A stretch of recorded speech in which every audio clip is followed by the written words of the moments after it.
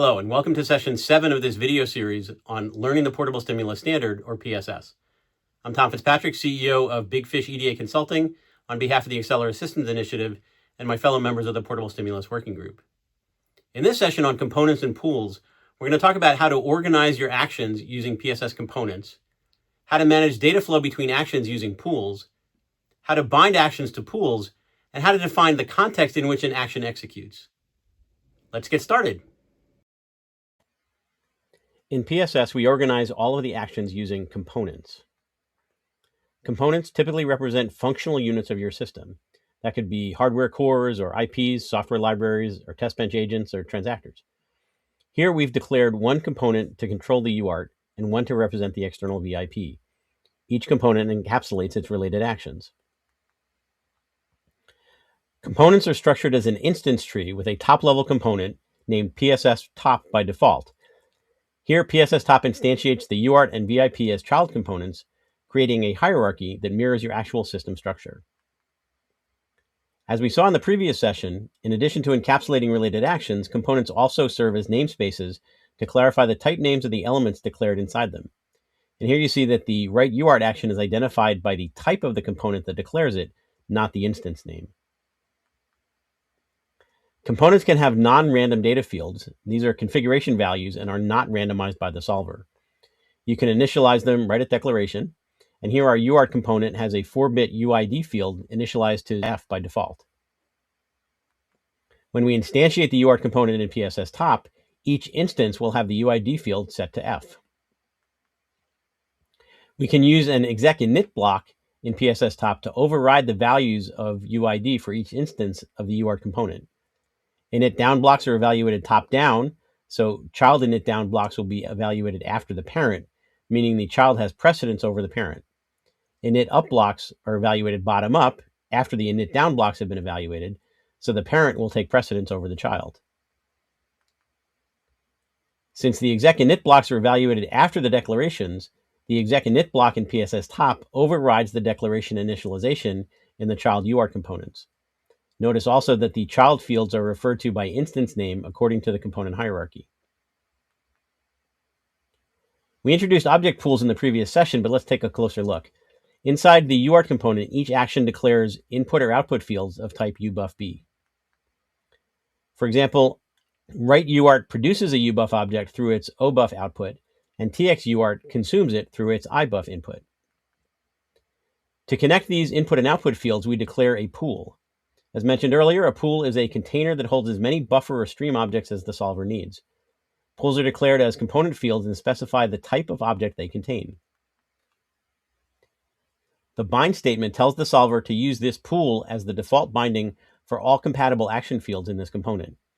So every input and output of type ubuffb in the UART component is automatically bound to the ubuffp pool.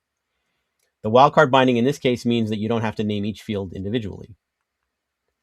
So the RX and read UART actions may also share a buffer through the same pool.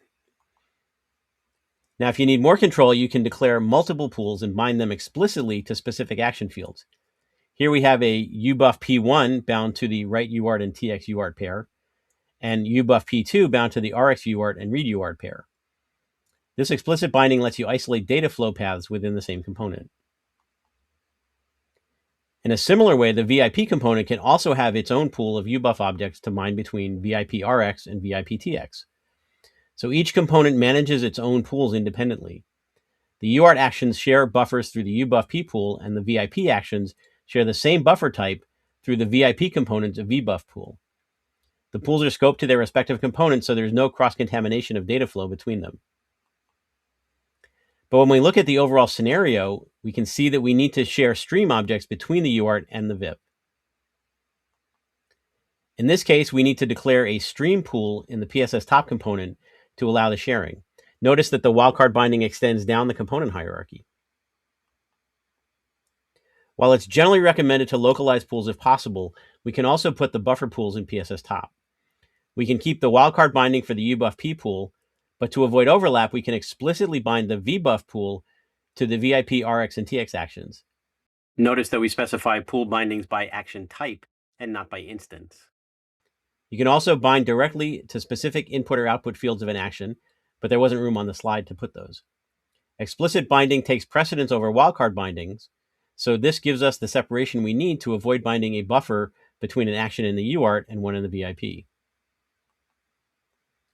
Sometimes we need to control binding between actions in ways besides just adding more restricted pool bindings.